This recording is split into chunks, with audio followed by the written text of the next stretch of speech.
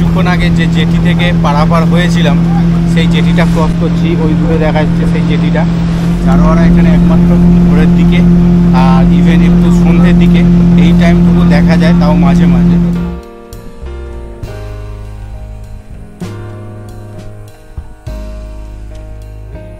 এই জায়গাটা ছিল জলের তলায়। গুহার এক অংশ এখন বন্ধ অবস্থায় রয়েছে, তার কারণ 2004 সালের যে সুনামি এবং আর্থকুইক এসেছিল।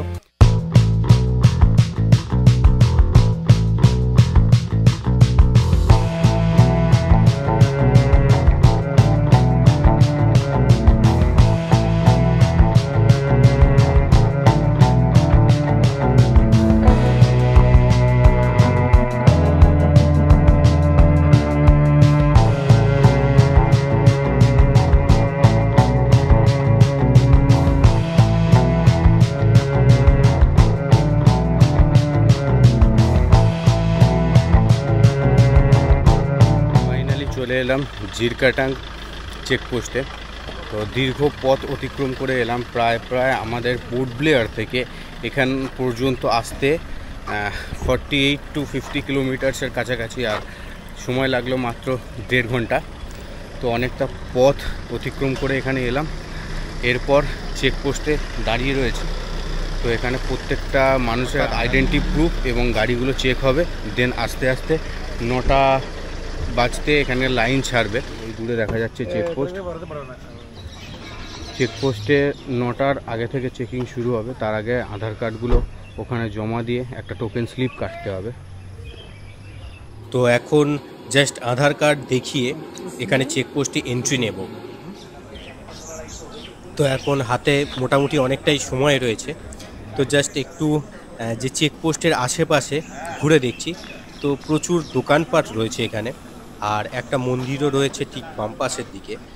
আর এখানে প্রচুর রেস্ট্রিকশান রয়েছে, যেগুলো জাস্ট পালন করাটা একদমই আবশ্যক। তো জাস্ট রেস্ট্রিকশানগুলোকে এবার দেখাই। তো এই জারোয়া গেটে এন্ট্রি নেওয়ার আগে কিছু বিধিনিষেধ রয়েছে, যেমন হচ্ছে এখানে স্পিড লিমিট রয়েছে একটা 40 কিলোমিটার পার আওয়ার্সের উপরে গাড়ি চালানো যাবে না। তার উপর হচ্ছে যেমন কোনো রকম জারোয়াদের খাবার বা জামা কাপড় দেওয়া যাবে না। 3 নম্বর হচ্ছে ফটোগ্রাফি ভিডিওগ্রাফি অ্যালাউ নয়। কোনো জারোয়াকে নিজেদের গাড়িতে তোলা যাবে না, যদি জারোয়ারা গাড়ির কাছে আসে তবেও তোলা যাবে না। তো কিছু বিধিনিষেধ রয়েছে এর মধ্যে। আর সবসময় একদম যে চেকপোস্ট থেকে আপনাকে চেকিং করা হবে তারপরেই ভিতরে ঢুকতে পারবেন, এইসব কয়েক রকম বিধিনিষেধ রয়েছে। এখন ঘড়িতে বাজে প্রায় 8টা 10-15 কাছাকাছি। এখনও অনেকটা সময়, 9টা বাজতে গেট খুলবে। আর এখানে রয়েছে দুটো গেট। একটা গেট হচ্ছে সকাল 6টায় খোলে, আর একটা গেট হচ্ছে সকাল 9টায় খোলে। তো আমরা আজকে সকাল 9টার গেট অর্থাৎ 9টার চেকপোস্ট পার করব। তো এবার জাস্ট একটু ফরেস্টের যে চেকপোস্টটা পেরিয়ে ভিতরে ঢুকছি। প্রচুর পর্যটকের যে মেন বড় বড় বাসগুলো রয়েছে সেগুলো এখানে পার্কিং করা রয়েছে, বিকজ বাসগুলো আগে থাকবে, দেন প্রাইভেট কারগুলো পরে পরে থাকবে। ফাইনালি এবার গাড়ি ছাড়ার সময় হয়ে গিয়েছে। তো এই যে ট্যুরটা হবে, মানে এই যে জারোয়াদের যে গ্রামের ট্যুরটা হবে, এটা হবে টোটাল 1.5 ঘন্টার মতো। দেন এখান থেকে সোজা আমরা চলে যাব আর একটা স্পটে। তো এখন চেক হচ্ছে, প্রত্যেকটা গাড়ি চেক হবে। দেন এখান থেকে এক এক করে লাইন দিয়ে প্রত্যেকটা গাড়ি ছাড়বে। তো ফাইনালি গাড়িটা চেকপোস্ট ক্রস করলো। এবার একটা বড় সফর রয়েছে, প্রায় 1.5 ঘন্টার সফর রয়েছে এই জঙ্গলের মধ্যে দিয়ে, অর্থাৎ জারোয়া ফরেস্টের মধ্যে দিয়ে। এবং আমরা সোজা চলে যাব হচ্ছে বারাটাং আইল্যান্ডে। দেন ওখান থেকে আমরা আদার্স যে জায়গাগুলো আছে ঘুরে দেখব। খুবই এক্সাইটেড আছি যে এখানে কখন জারোয়াদের দেখতে পাবো, কারণ এই প্রথম এক্সপিরিয়েন্স হবে এগুলো। তো আস্তে আস্তে সব গাড়ি এখন র্যালির আকারে চলেছে, এক এক করে যাচ্ছে। কেউ কাউকে এখানে ওভারটেক করতে পারবে না। আর সব গাড়িরই স্পিড লিমিট একই থাকবে। আর ফ্রন্ট পজিশনে থাকবে একটা আর্মি গাড়ি এবং পিছনেও থাকবে একটা আর্মি গাড়ি। তো জাস্ট তখন বলছিলাম না যে গাড়িগুলো একের পর এক সারিবদ্ধভাবে যাবে। তো জাস্ট এইরকমভাবেই গাড়িগুলি পরস্পর সারিবদ্ধভাবে এই জঙ্গলের মধ্যে দিয়ে সোজা চলে যাবে বারাটাং আইল্যান্ডের উদ্দেশ্যে।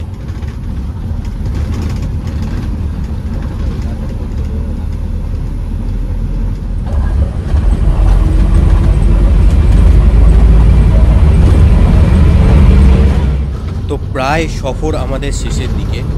তো এখনও পর্যন্ত কোনো রকম জারোয়া দেখতে পাইনি, বাট অনেক রকম আওয়াজ পেয়েছি, যেমন মানুষের গলার আওয়াজ থেকে শুরু করে জাস্ট দূরে গাছ নড়ছে বা এরকম কিছু কয়েকটা জায়গায় দেখতে পেয়েছি, বাট সেগুলো ক্যামেরা বন্দি করতে পারিনি কারণ হঠাৎই সেগুলো হয়েছে। এত বড় যে 1.5 ঘন্টার সফর হলো, মানে বারাটাং আসার আগে অবধি, তো কোনো রকম জারোয়া দেখতে পেলাম না, বাট কয়েকবার আওয়াজ কিছু একটা পেয়েছিলাম, বাট সেগুলো আর জঙ্গলের মধ্যে ওই বদ্ধ গাড়িতে রেকর্ড করা সম্ভব হয়নি। তো জারোয়া দেখার খুবই উদ্গ্রীব ছিলাম, জারোয়া দেখার জন্য, বাট সেটা সম্ভব হলো না। আর এরপরের আমাদের ট্রিপ চলে যাব হচ্ছে আমরা বারাটাং আইল্যান্ডে, দেন ওখান থেকে আবার আমাদের নতুন ট্রিপ শুরু হবে 3টে জায়গার জন্য, যেমন হচ্ছে মাড আইল্যান্ড রয়েছে, এদিকে হচ্ছে ম্যানগ্রোভ রয়েছে, ম্যানগ্রোভ ফরেস্ট রয়েছে, আর ওইদিকে হচ্ছে আপনার প্যারট আইল্যান্ড রয়েছে, বিভিন্ন রকম 3-4টে ট্রিপ রয়েছে ওখানে গিয়ে। তো দেখা হচ্ছে সোজা বারাটাং আইল্যান্ডে।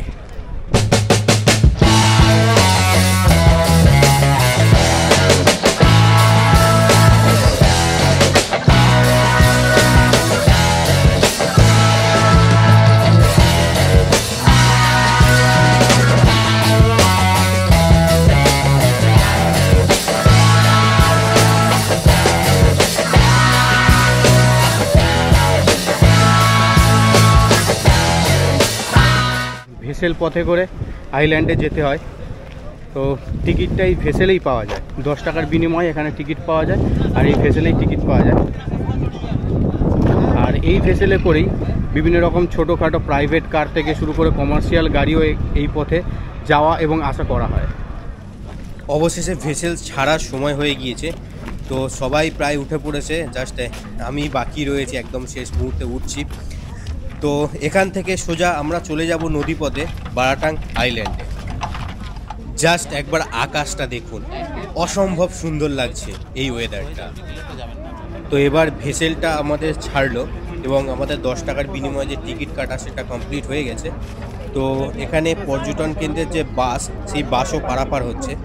আমি জাস্ট আকাশটা দেখে পুরো ফিদা হয়ে গেছি, কারণ অসম্ভব সুন্দর ওয়েদারটা লাগছে একদম। আর এইদিকে যে জঙ্গলটা দেখতে পাচ্ছেন, তো এই জঙ্গলটা পুরোপুরি জারোয়া ফরেস্ট, অর্থাৎ জারোয়ারা এখানে এখনও বসবাস করে।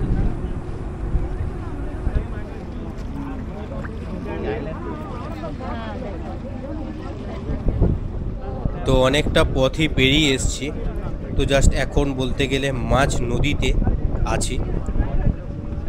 তো এবার আমরা নামবো হচ্ছে বারাটাং আইল্যান্ডে, আর এখান থেকে আমাদের সফর শুরু হবে, অর্থাৎ যে আমাদের স্পটগুলোর কথা রয়েছে, যেমন লাইমস্টোন কেভ থেকে শুরু করে মাড ভলক্যানো, সব কিছু শুরু হবে।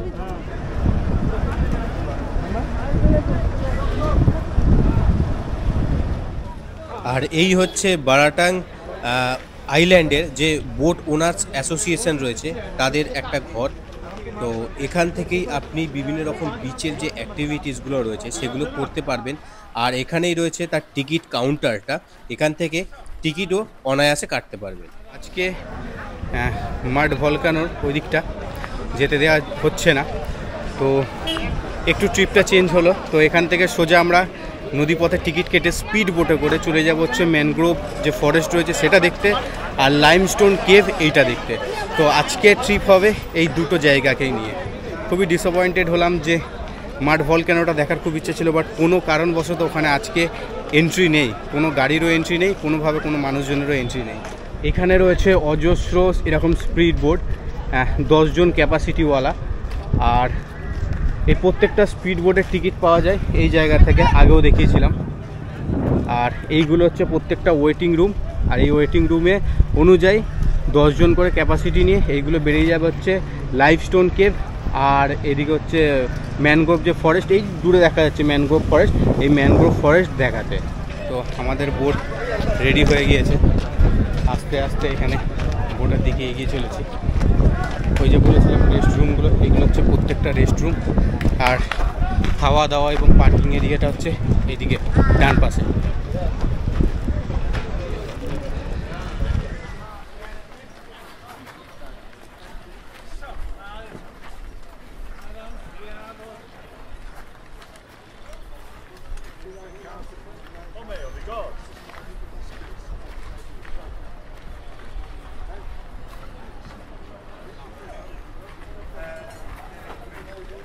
তো ফাইনালি এবার আস্তে আস্তে বোটের দিকে চলেছি।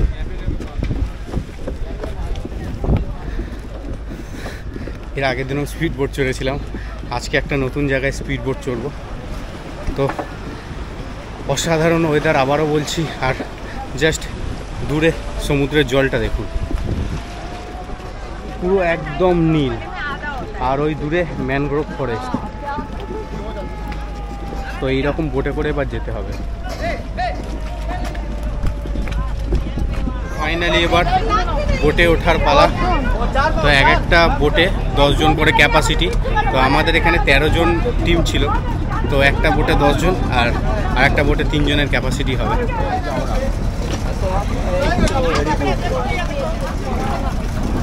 বোটে উঠে পড়েছি, এবার শুধু লাইফ জ্যাকেটটা পরা বাকি। তো লাইফ জ্যাকেটটা পরার পর সোজা বেরিয়ে যাব হচ্ছে ট্রিপের উদ্দেশ্যে।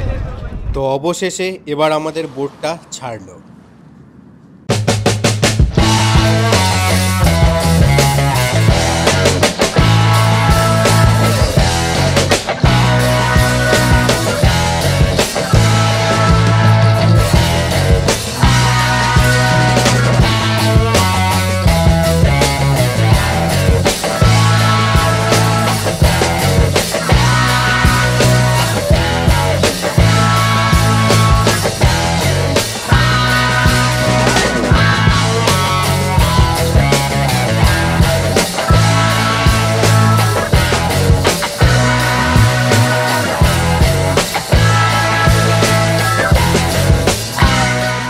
বোটটা ছেড়ে দিয়েছে।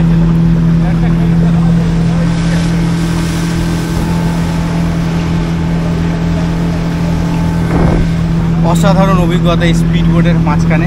আর এই দূরে দেখা যাচ্ছে পুরো ম্যানগ্রোভগুলো, আর জাস্ট আকাশটা দেখুন একবার, হালকা মেঘলায় ভরপুর একদম।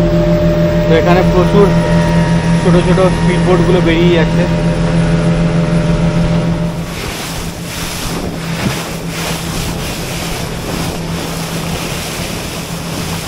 আগে যে জেটি থেকে পারাপার হয়েছিলাম সেই জেটিটা ক্রস করছি, ওই দূরে দেখা যাচ্ছে সেই জেটিটা।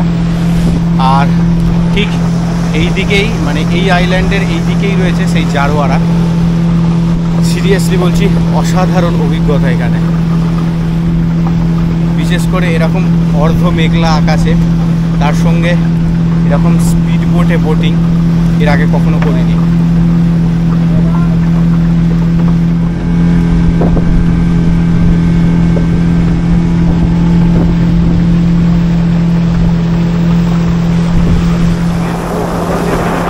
যাচ্ছি, এইগুলো হচ্ছে টোটাল পুরো ম্যানগ্রোভ অরণ্য, বাট এর থেকে মনে হয় যেন আমাদের সুন্দরবনের ম্যানগ্রোভ অনেকটা ভালো, মানে দেখতে আরও সুন্দর।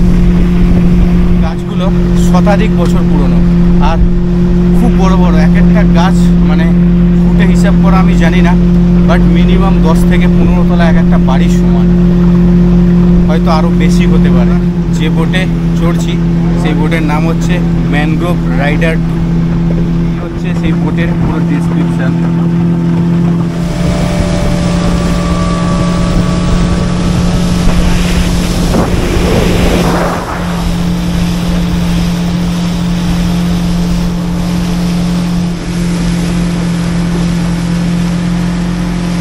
এখন লাইমস্টোন কেভে ঢুকবো একটু পরের মধ্যে। তো বোট থেকে বলে দেওয়া হচ্ছে যে কোনো রকম খাবার সামগ্রী যেন নিয়ে না যেতে। এমনি ক্যামেরা, ব্যাটারি প্যাক, আলাদা অ্যাক্সেসরিজ সব কিছু অ্যালাউ রয়েছে, বাট শুধু খাবার জিনিস, মানে যে কোনো রকম খাবার, জল বাদে, তো খাবার জিনিস কোনো কিছুই অ্যালাউ নেই। খুব কাছে থেকেই যাচ্ছি, পুরোটাই ম্যানগ্রোভ ফরেস্ট।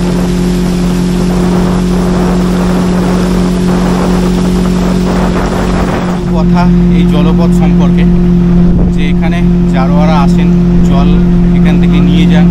এছাড়াও এই জলে রয়েছে কুমির, মানে এই ম্যানগ্রোভের জলে রয়েছে কুমির, এছাড়াও রয়েছে বিভিন্ন ধরনের বিষধর মাছ। আর সব থেকে বড় কথা হচ্ছে জারোয়ারা এখানে একমাত্র ভোরের দিকে আর ইভেন একটু সন্ধ্যের দিকে এই টাইমটুকু দেখা যায়, তাও মাঝে মাঝে।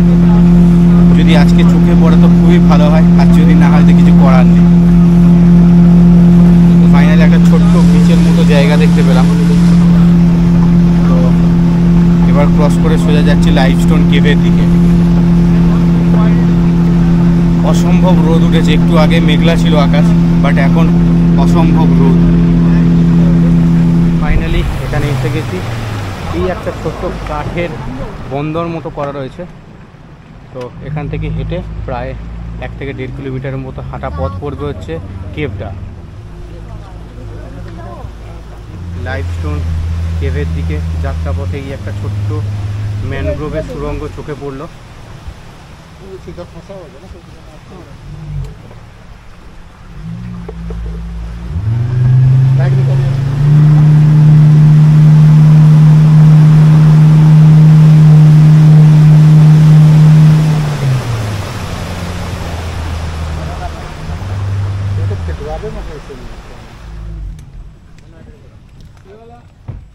চারিদিকে ম্যানগ্রোভ গাছের বনের সারি, আর মাঝে রয়েছে এই এক ছোট্ট একটা বন্দর।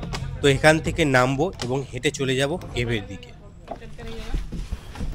अपना बोट का नाम है मैंग्रोव राइडर 2। তো ফাইনালি বোট থেকে এই নামলাম। পুরো জায়গাটা পুরো ম্যানগ্রোভ ফরেস্ট, তার মাঝে রয়েছে এই ছোট্ট একটা কাঠের পোল। আর এখানে লেখাই রয়েছে যে লাইমস্টোন কেভ 1.2 কিলোমিটার। এখানে ছোটোখাটো সব মাছ ধরার নৌকাও রয়েছে।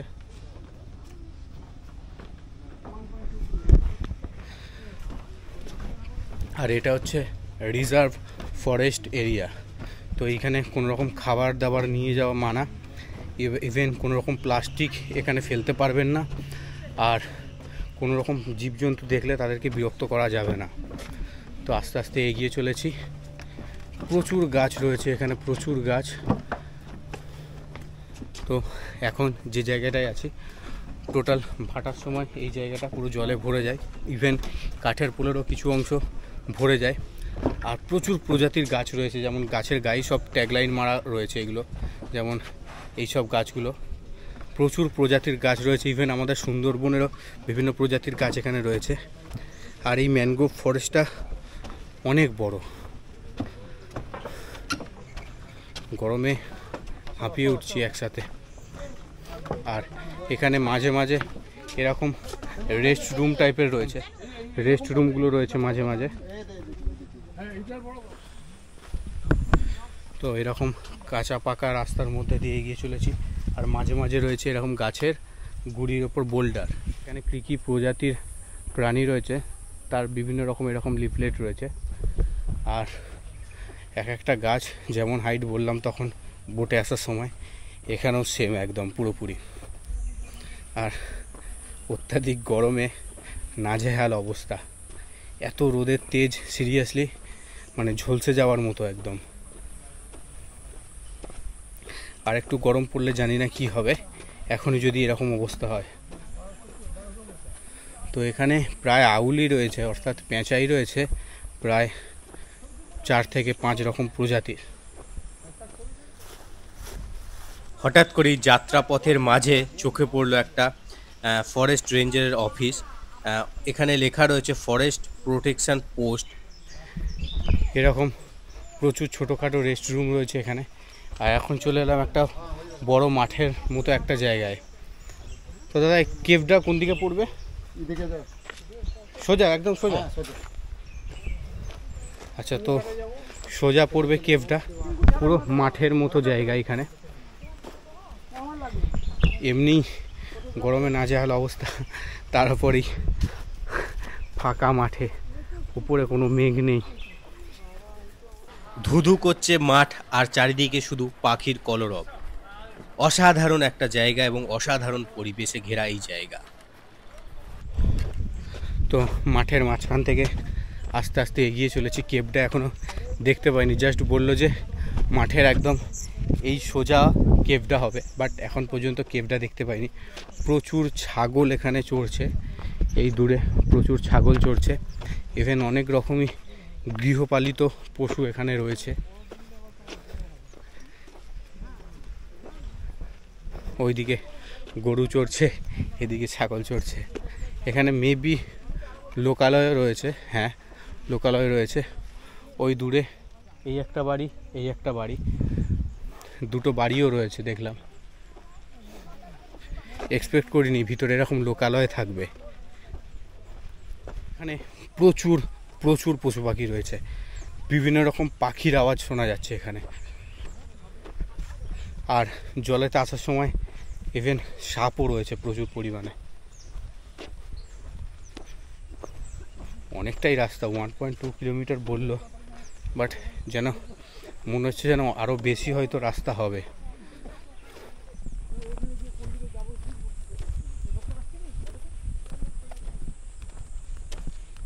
তো ফাইনালি কেভের রাস্তার কাছে এসে গেছি। আর এই সব হচ্ছে জায়গা, এখানে লোক থাকে। তো যে লোকালয়টা দেখিয়েছিলাম, তো এই সব জায়গাগুলোতে লোক বসবাস করে এখনও। ইভেন দূর থেকে দুটো দেখা যাচ্ছিলো, বাট পুরো জায়গাটাই হচ্ছে পুরো একটা ছোট লোকবসতি। তো এই রাস্তার মধ্যে দিয়েই সোজা চলে যেতে হবে কেভের দিকে। তো বাইরে থেকে মনে হচ্ছিল যেন একটা দুটো ঘর, বাট ভিতরে তো বিশাল একটা লোকালয় দেখতে পাচ্ছি। লোকালয়ের পাশ থেকে যাচ্ছি, আর একটা বাচ্চা গরুকে দেখলাম এই দূরে। বেশি বয়স না, খুব কিউট দেখতে, তাই একটু দাঁড়িয়ে গেলাম। তো এখানে খবর নিয়ে জানতে পারলাম যে এরা এখানকার বাসিন্দা, আর কেভ খুবই কাছে, কারণ অনেক লোক রয়েছে এখানে। ভিতরেও প্রচুর লোকালয় রয়েছে, বাইরে থেকে দুটো একটা দেখে, কিন্তু ভিতরেও মানে ওই পাড়া, ছোট্ট একটা পাড়া ছাড়িয়ে আসার পর এখানে আরও দেখছি অনেক কটা বাড়ি রয়েছে। আর এই দিকে রয়েছে পুরো পাহাড় আর বড় বড় গাছ। প্রচুর মুরগি চাষ করেছে এখানকার লোকেরা। সাইডে রয়েছে ছোট ছোট পাহাড়ের টিলা। আর এবার লোকালয় জনবসতি ছাড়িয়ে এবার সোজা দেখা যাচ্ছে কেভের রাস্তা। এখানে ছোট্ট মতো খাবার দোকান রয়েছে কয়েকটা। অবশেষে চলে এলাম একদমই কেভের সামনে। তো এখানে ছোট্ট কয়েকটা দোকান রয়েছে, যেখানে লেবুর জল থেকে শুরু করে আদার্স কিছু পানীয় পাওয়া যাচ্ছে। আর এই যে কাঠের পোলটা টপকালেই সোজা দেখা যাচ্ছে কেভ। তো ফাইনালি একটা ছোট্ট কাঠের পোল দিয়ে সামনে এগিয়ে যাচ্ছি। এখানেই সামনে গোয়ার লাইমস্টোন কেভের বিভিন্ন রকম ডেসক্রিপশন রয়েছে, জাস্ট দেখাচ্ছি। তো এইখানেই রয়েছে লাইমস্টোন কেভের ডেসক্রিপশনস। আর এখানে রয়েছে যে লাইমস্টোন কেভটা এখনও ফরমেশন করছে, তো তার কিছু তথ্য।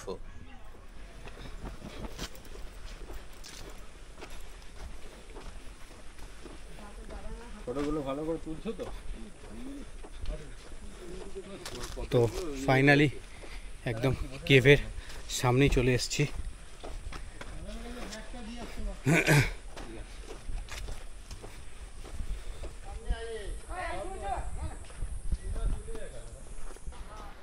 একদম গুহার মুখে চলে এসেছি। জাস্ট একবার পাথরগুলোকে দেখুন, একদম চারিদিকটা মনে হচ্ছে যেন আমরা কোথাও সমুদ্রের তলার অংশ দেখছি।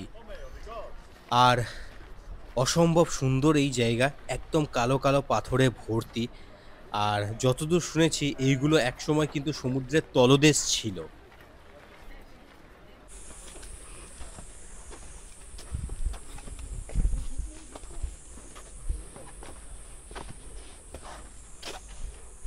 গুহায় ঢোকার আগেই লেখা আছে যে লাইমস্টোন কেভের ভিতরে কোনো জিনিসে যেন হাত না পড়ে, অর্থাৎ কোনো রকম পাথরে যেন হাত না পড়ে, বিকজ সেগুলো এখনও ফর্মেশন করছে, অর্থাৎ সেগুলো এখনও ফর্ম করছে। তো হাত দিলে সেগুলোর ক্ষতি হতে পারে।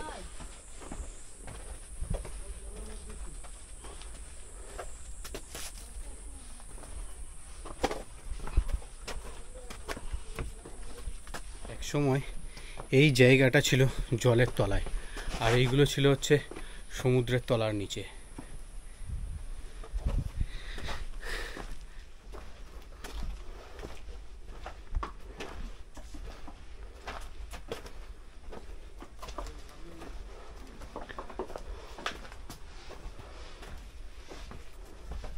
পাথরের এই অংশগুলো খুবই তীক্ষ্ণ, একটু সাবধান যখন এই কেভে ঢুকবেন। আর ওপর থেকে টোপে টোপে জল পড়ছে, খুবই অন্ধকার এই কেভটার ভিতরে। জাস্ট ওপরটুকু দেখুন। यहाँ पे देखिए एक एक तरह का स्टेप है ना सर, स्टोन जो है एक एक तरह का स्टेप दिख रहा है। ये जो जेली फिश होता है ना वाटर में, सी के अंदर में जेली फिश होता है, उसके आकार पे बना हुआ है। एक व्हाइटनेस दिख रहा है, सब न्यू फॉर्म होके जो स्टोन नीचे की ओर आ रही है। होता है ना संख के आकार पे बना हुआ है ये वाली, ये जो मैडम ये जो ऊपर से नीचे तक जी संख के आकार पे बना हुआ है। और यहाँ पे देखिए ज्यादा शाइनिंग दिखाई दे रहा है, क्योंकि नजदीक से हम लोग लाइट फोकस करेंगे तो जितना शाइनिंग दिखाई देता है वो लाइट की वजह से शाइनिंग, जितना व्हाइटनेस दिख रहा है सब न्यू फॉर्म हो रहा है।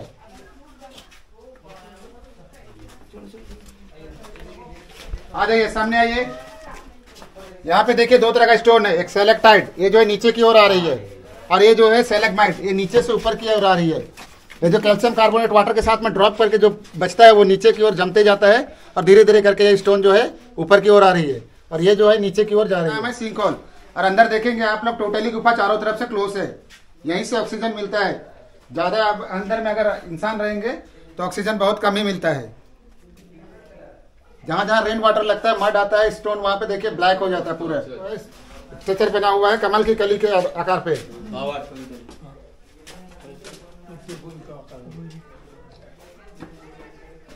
चिपका हुआ है, गणपति के आकार पे बना हुआ है। ऊपर में लाइट जहाँ फोकस कर रहा हूँ सर, लाइट में जहाँ पे मार दिखा रहा हूँ ना, वहाँ पे देखिए तो उसी आकार पे बना हुआ है ये वाली। हाँ जी मैडम, वही ये जो है ना मैडम, ये यहाँ पे ये पूरा ये जो पूरा शेर में पंजा जो होता है ना, उसी के आकार पे बना हुआ है। दिख रहा है ये सब न्यू फॉर्म हो रहा है, जितना वाइटनेस दिख रहा है सर ये सब न्यू फॉर्म हो रहा है।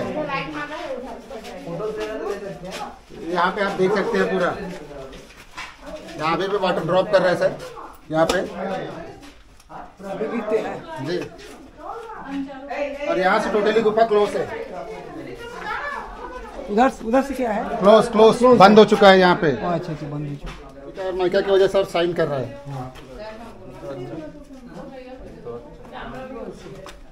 गोल्डन रंग है। और ये छोटे से देखिए हनुमान जी के गदा के आकार पे बना हुआ है, इस वाले आकार पे देखिए हनुमान जी का गदा है जो, ये देखिए ये पूरा।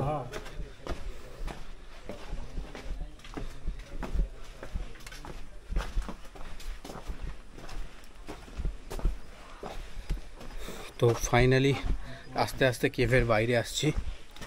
অসাধারণ সুন্দর কেভের ভিতরটা। তো গাইড কিভাবে একটা সুন্দর কিছুক্ষণের মুহূর্তে আমাদের নিয়ে গিয়েছিলেন। চারিদিকটা পুরো সাদা, প্রত্যেকটা জায়গা এখনও লাইভ, অর্থাৎ জ্যান্ত অবস্থায় আছে, অর্থাৎ জীবন্ত অবস্থায় তারা এখনও ফর্ম করছে। কিছু কিছু যে জায়গাগুলোয় মানুষের হাতে স্পর্শ, ইভেন উপর থেকে মাটি ধুয়ে এসছে, তো সেই সবগুলো এখন ফর্ম হওয়া বন্ধ করে দিয়েছে। গুহার এক অংশ এখন বন্ধ অবস্থায় রয়েছে, তার কারণ 2004 সালের যে সুনামি এবং আর্থকুইক এসেছিল, তারপর থেকে দুটো জয়েন্ট পাথর একসাথে হয়ে যাওয়ায় তো ওখান থেকে বন্ধ করে দেওয়া হয়েছে 2000 সালের পর থেকে। তো কিছু অংশ খোলা রয়েছে, মানে 40% খোলা রয়েছে, বাট 60% গুহার এখন বন্ধ রয়েছে। বেরোনোর মুখে দেখতে পেলাম এখানে একটা সেলফি পয়েন্ট রয়েছে, জাস্ট দেখাই। এই হচ্ছে সেই সেলফি পয়েন্ট। জাস্ট গাছের এই গোড়াটুকু দেখুন একবার, কত বড় একটা মানুষ অনায়াসে এখানে, মানে একটা কিং সাইজ বেডের মতো শুধু এই গাছের গোড়াটা। তো এবার আস্তে আস্তে এবার এখান থেকে বেরোবো, তার কারণ অনেকটাই সময় হয়ে গিয়েছে। তো এখানে একটা টাইমিংয়ের ব্যাপার থাকে, কারণ এখানে স্পিড বোর্ড একটা টাইম দিয়ে দেয়, সেই টাইমের মধ্যে আপনাকে পৌঁছে যেতে হবে। তো আস্তে আস্তে এবার বেরিয়ে পড়ছি। গুহার মধ্যে যেগুলো স্টোন দেখেছিলাম সেইগুলোরই এখানে নাম সমেত তার ডেসক্রিপশান লেখা আছে। যেমন আমরা ওয়াটার ড্রপ টাইপ যে স্টোন মতো দেখেছিলাম সেটা হচ্ছে হেলিকটাটাইস, অ্যান্ড দেন স্টেলাকটাইস রয়েছে এখানে, যেমন তলার ওয়াটার ড্রপটা পড়ে যে তলার স্টোনটা তৈরি হয়েছিল সেটার মতো। আর এটা হচ্ছে স্টালাগমাইটস, আর এইটা হচ্ছে জেলিফিশ আকারে যেটা আমরা দেখেছিলাম এর মধ্যে গুহার মধ্যে, তো সেইটা এখানে রয়েছে। তো ঢোকার মুখে এইগুলো অতটাও ভালো করে বুঝিনি, বাট বেরোনোর পর এইগুলোকে দেখছি। অসাধারণ অভিজ্ঞতা এটা একটা, মানে গুহাটা মানে কেভটা আস্তে আস্তে এখন লাইভ অবস্থাতে আছে, সেটাই আশ্চর্যকর এখনো।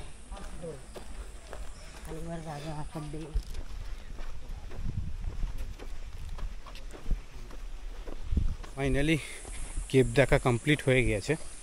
তো এবার এখান থেকে সোজা বেরিয়ে যাব হচ্ছে যেমন পোর্ট ব্লেয়ারের উদ্দেশ্যে, যে পথে এসেছি সে পথেই ব্যাক করব।